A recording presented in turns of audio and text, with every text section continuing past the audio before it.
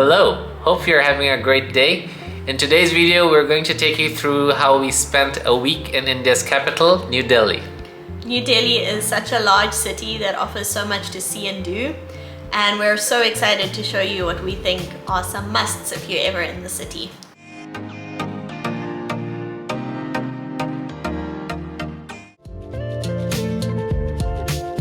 Delhi has a long and varied history, and it was ruled by different kingdoms such as the Mughal Empire. So if you want to get a glimpse of this history, you can visit a variety of monuments actually. But in today's video, we're going to take you through 3 of these that clearly stood out.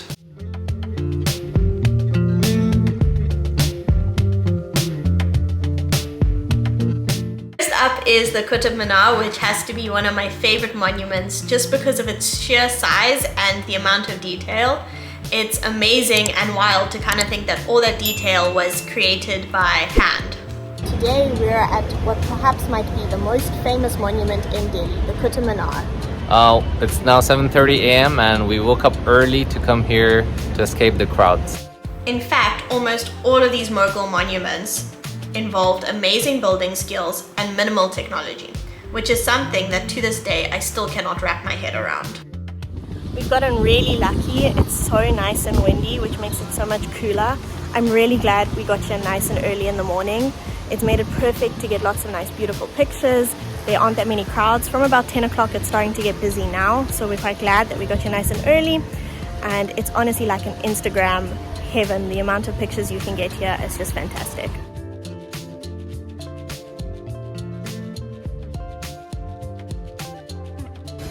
So we're just walking along, and the amount of detail in some of these pillars that you get to see here is, I think, just fascinating.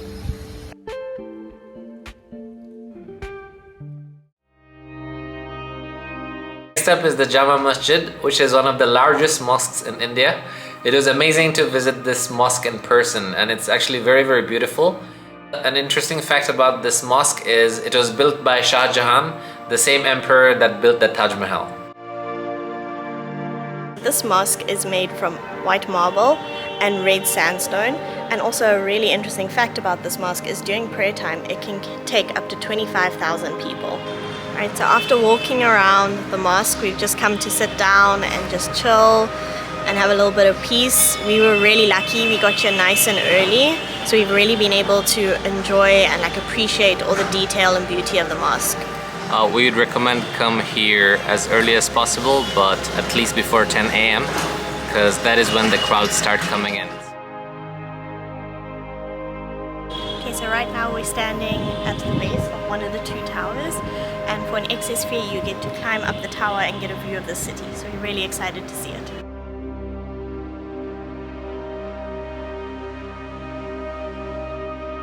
As you can see, it's very narrow and windy.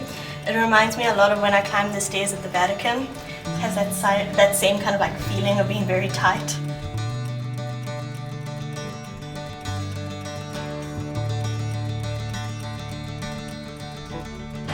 Alright, so we've reached the top of the tower, and you can honestly see the whole of Delhi from up here. It's really amazing to see.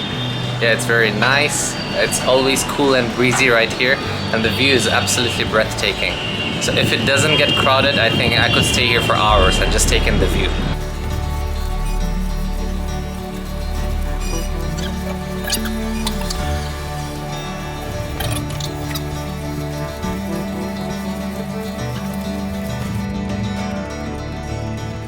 The last on our monument list is the Humayun's tomb, which is also sometimes called Delhi's Taj Mahal, as it served as the inspiration behind the building of the Taj Mahal, which was built 70 years after this monument. Humayun's tomb is a very peaceful place, as it is surrounded by beautiful big gardens that you can go and spend some time in. Emperor Humayun's tomb was actually built by his wife for him. While we were there, it seemed like almost all the schools in Delhi had decided to go on a field trip, and it was amazing getting to interact with the next generation. They were so kind and so respectful and really interested in getting to know me a little bit better and where I was from and what I thought of India. So So we had a fantastic time getting to meet all these children.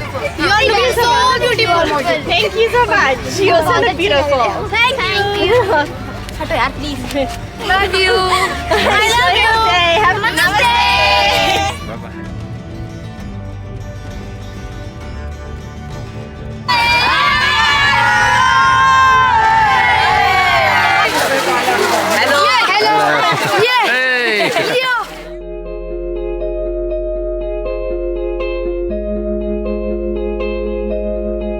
After spending some time in Delhi, I soon came to see how diverse and accepting the city is. Everyone made me feel so welcome. Not once did I feel seen differently for being a foreigner. Every community made me feel very accepted. Delhi is a place of communal harmony, and this can be seen how temples, mosques and gurdwaras are sometimes all situated right next to each other. It is something that makes Delhi and India quite a unique destination, and we think that everyone should get to experience this. In fact, there is a temple in Delhi called Lotus Temple that encourages people to respect all religions.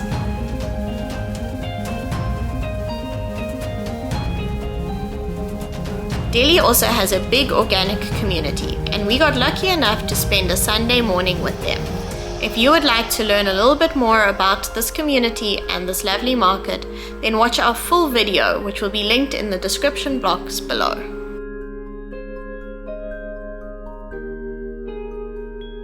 Food, food, food. What would the world be without good food? We love food. We always have and we always will. Delhi met all our dreams of good food. The endless dishes, the fresh ingredients, and divine smells. I mean, come on, it's perfect. If you want to see more of us eating the best street food Delhi has to offer, then check out our breakfast food street walk that we have linked in the description box.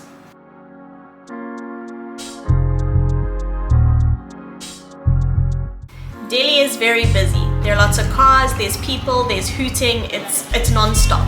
It can be very overwhelming, and a way to balance this out is we found some lovely quiet places away from the busyness of the city.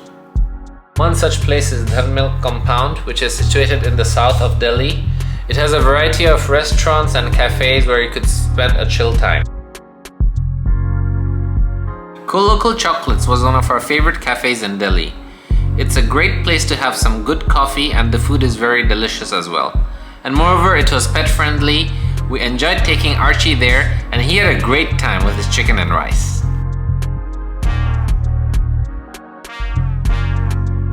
Another place that was very nice and chilled is the Palette Cafe, which is a cafe which has an artsy vibe, and it's also situated in Dhan compound.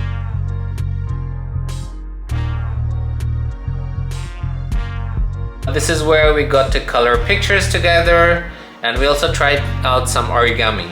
One would think that after all the time we spent in China we'd be able to do this well, but no, it's actually very, very difficult. Also pet friendly and perfect for a picnic is the Sunder Nursery, which is located close to the Humayun's tomb area.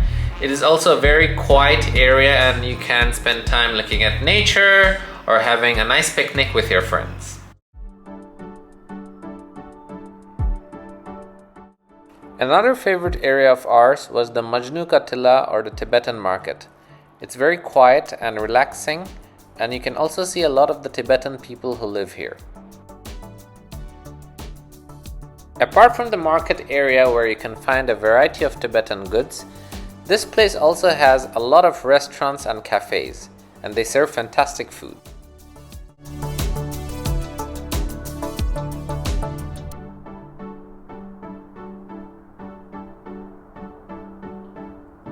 Delhi is a shopping heaven, especially for girls. There are endless varieties throughout the whole city. You can find markets that sell traditional Indian clothing, jewelry, shoes, and food. Some of these markets are fixed price, while others you can go and test your bargaining skills at.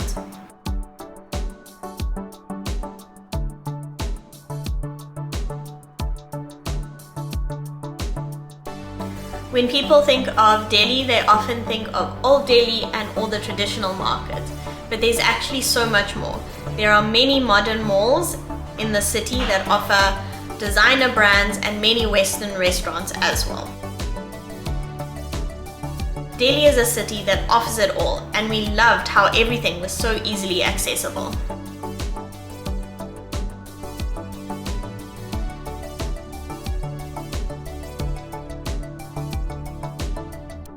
Delhi is a very big place, so it might be confusing when you're looking for the correct place to stay here.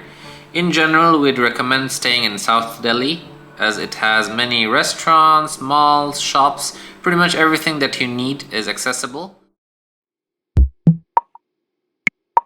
While in Delhi, we found having the right apps can make life so much easier. So here are a few that we definitely think are worth downloading if you plan on coming to New Delhi. For food delivery, we used Zomato. The app has endless options and is very user-friendly. To get around Delhi, we mostly used Ola or Uber. Both apps do accept foreign credit cards and they are very reliable. While staying in Delhi, we used Airbnb. This was a nice way to find places that felt like homes, and all of our hosts were super amazing. Cash is accepted everywhere in Delhi.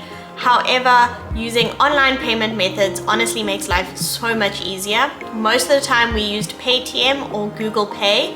Both apps do accept foreign credit cards as well, and it really makes life a lot smoother.